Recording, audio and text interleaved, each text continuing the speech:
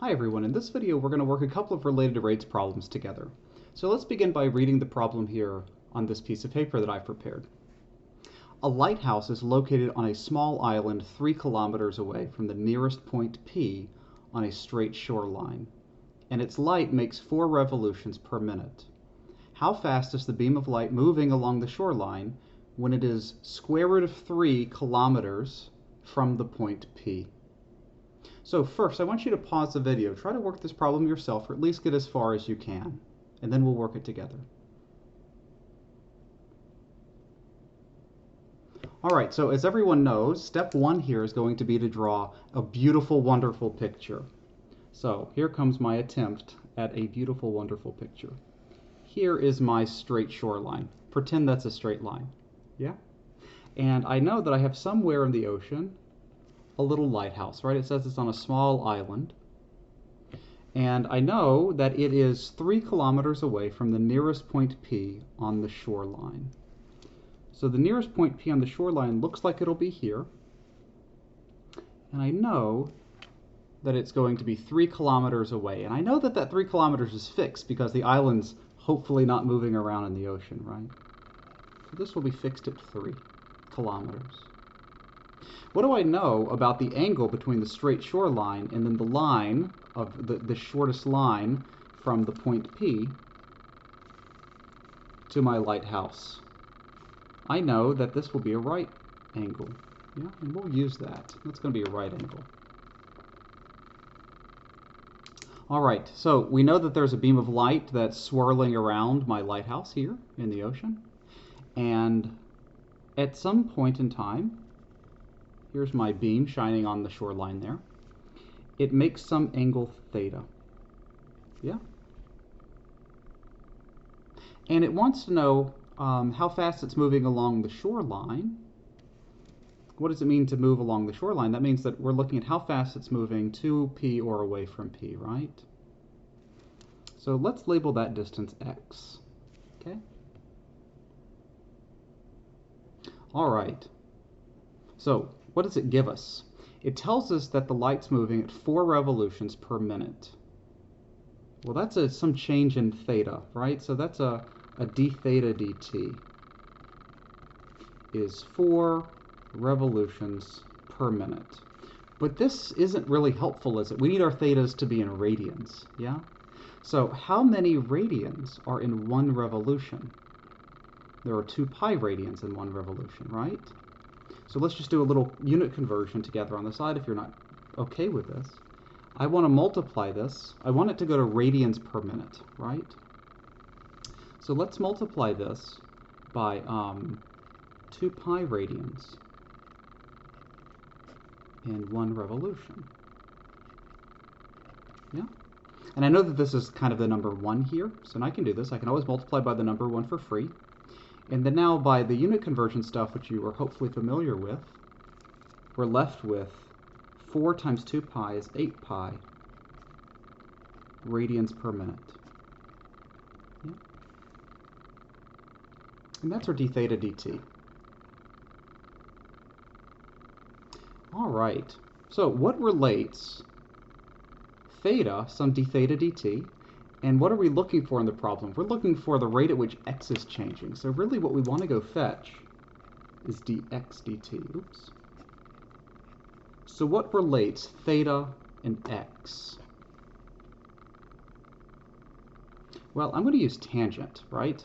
So I know that this green line here is my hypotenuse, but x is changing, and I have this fixed number of 3, so I'm going to relate these with tangent. So I know that the tangent of theta is equal to x divided by 3, right? And so what does this mean for us? Well, how can I find dx dt? I now need to differentiate, don't I? Let's differentiate both sides of this equation with respect to time. The derivative of tangent of stuff is secant squared of stuff times the derivative of what's inside, which is d theta dt. And what's the derivative on the right-hand side with respect to time? It's 1/3 times dx dt. Okay. So I know what d theta dt is. That's 8 pi. I don't know what theta is. How can we find theta? So as I hope that we're used to now, we need to use our original equation to find theta. So it tells us that x is square root of 3 kilometers, right? So that means that tangent of theta is square root of 3 divided by 3. So what needs to be theta to satisfy this equation? So tangent of what angle theta gives us square root of 3 over 3?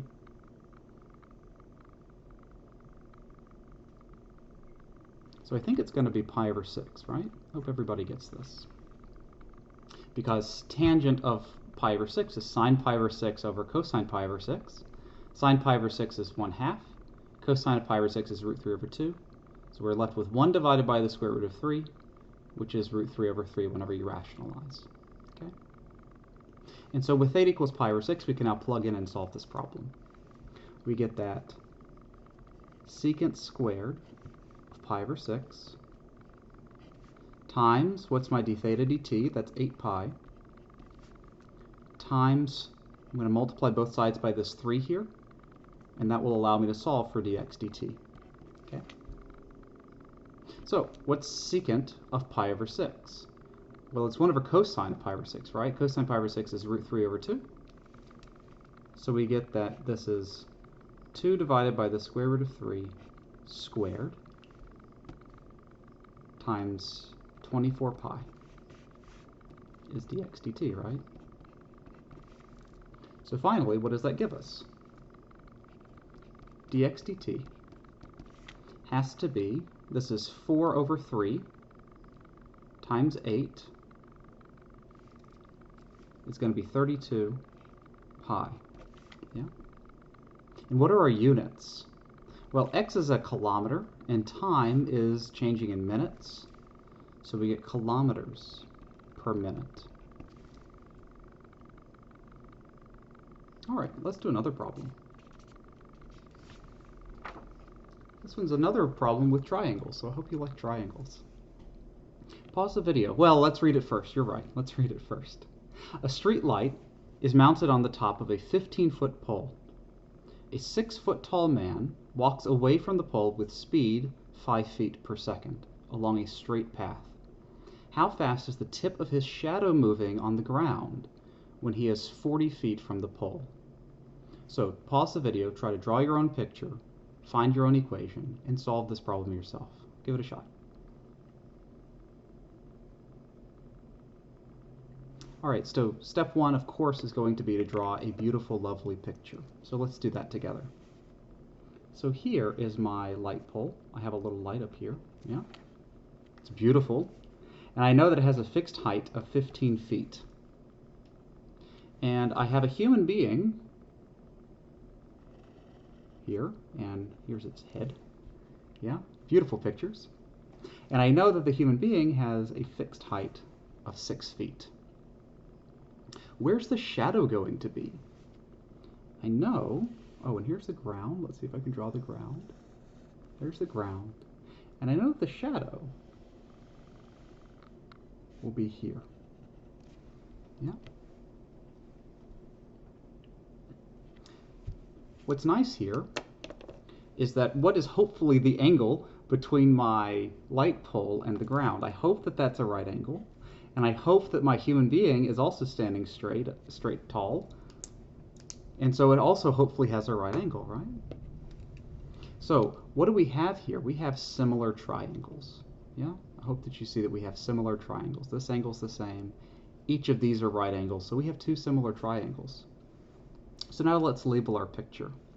Let's say that this distance at which the human being is walking is maybe some distance, I don't know, x, okay? What's the distance at which the shadow, the distance, or what's the distance between the human being and the shadow? Let's call that distance y. All right, so what's it telling us in the problem? It says that this human being is walking away from the pole with a speed of 5 feet per second.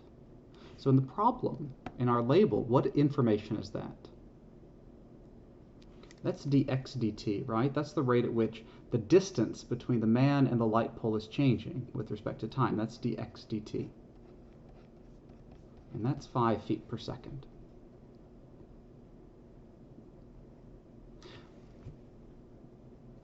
How fast is the tip of the shadow moving when he is 40 feet from the pole? What information is that? The specific time that we care about is whenever x is equal to 40, right? That's the specific time that we care about. And it's asking how fast is the tip of his shadow moving? What quantity is that? And here's the tricky part of this problem. You may be tempted to say that that's dy dt, but that's not true. Because the shadow isn't really moving away from the man. It's moving away from the light source. Yeah? So really, the shadow, the rate at which the shadow is moving is really the rate at which this entire distance is changing. Okay? So let's call this